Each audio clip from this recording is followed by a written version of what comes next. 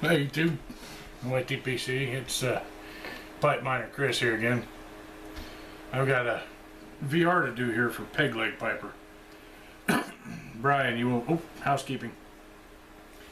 I have got some Esoterica Peacehaven and my Near-Up Poker.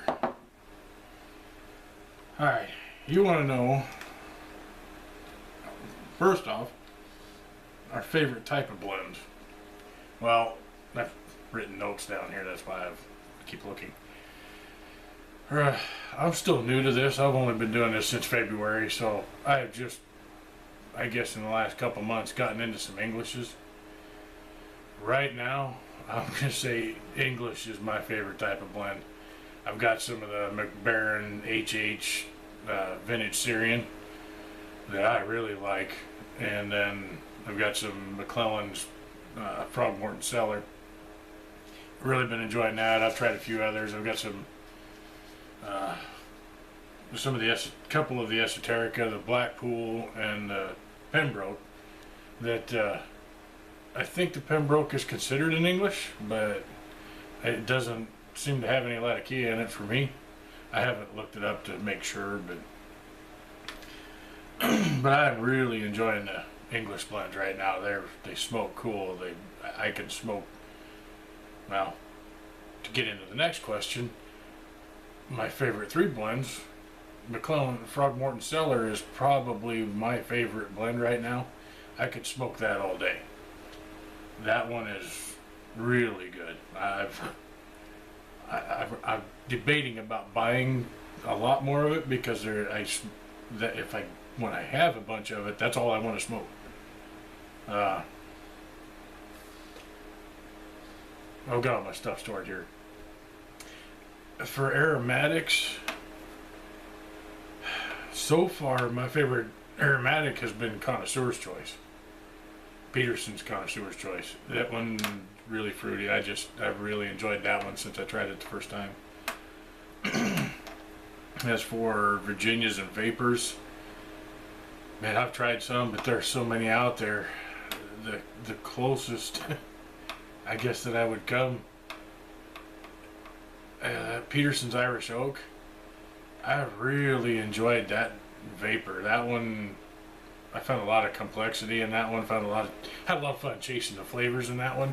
I enjoy it more than Elizabethan mixture, and I know a lot of people call Elizabethan mixture, a benchmark for vapors.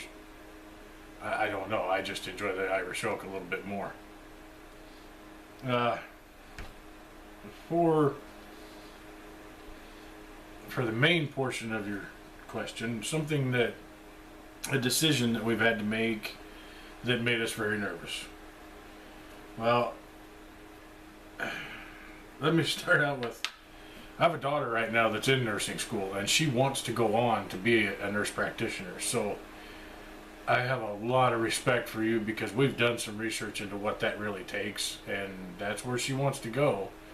So congratulations and best of luck to you, man. That is all the respect in the world for people that want to pursue that, because I don't have the mentality to be a nurse or a doctor. I just can't see myself handling the stuff that you have to deal with. My daughter has no problem with it, obviously, and thank God for people like you that don't have a problem with it, because we need you, and we're going to need more of you soon. The population in general is getting older, and Lord knows the older we get, the more help we need. So, also a little bit of Jameson to go with the Peacehaven. For my decision, I guess it'd be almost 3 years ago now. I had a spot. I'd been working for my previous employer for 17 years at that time, just shy of hitting my 17th anniversary.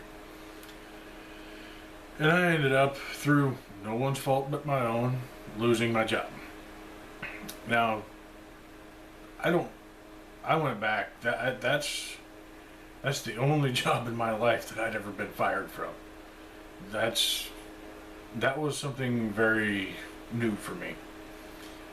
Well, down the road from my previous employer is another company that, I mean, it's 2 miles down the road, does the same kind of work.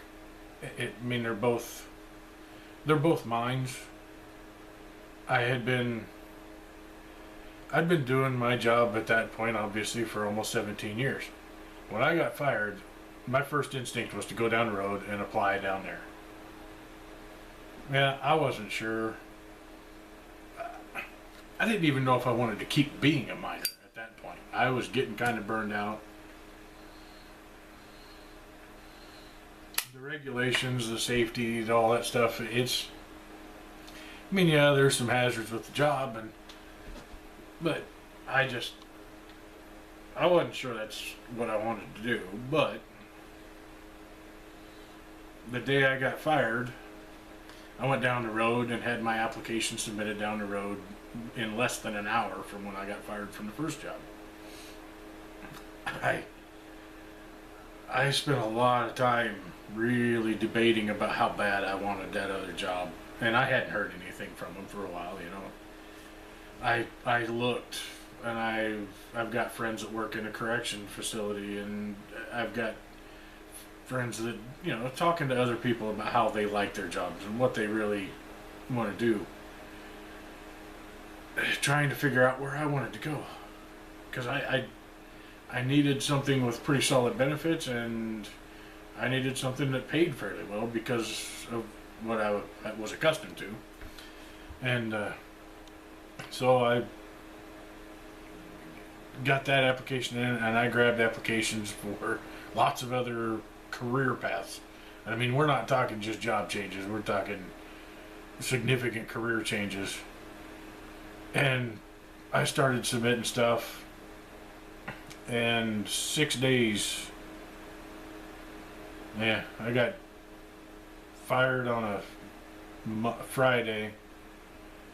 The following Wednesday, I got a call back from that other mine, and they wanted me to come back and come in and interview. Again, I was really nervous because I was afraid, because my previous employer had gotten, just the way the place was run and the way the rules were getting, and it became someplace that I just hated going. But it paid well enough that I had to keep going. So I was really nervous and afraid that if I went down the road to another mine, that's exactly what I was going to walk back into, and it really kind of turned my gut for a while. But as it turns out, I ended up being unemployed for a total of 10 days. I went down, interviewed at the other place, talked to some guys that worked down there, found out that it wasn't even close to the same kind of nut house that I had previously worked at. So I felt much better about it. But I do understand that nervousness. I've been there now almost 3 years, and I am far calmer, far more relaxed than I had been at my previous employer in a lot of years. But I do know that kind of almost gut-wrenching nervousness you feel about making that kind of a change, and that kind of, in your case, that kind of a commitment to moving on and what that leads to. It's just, but I think it's something that we all go through, and I think it's something that makes us all better people for having gone through it.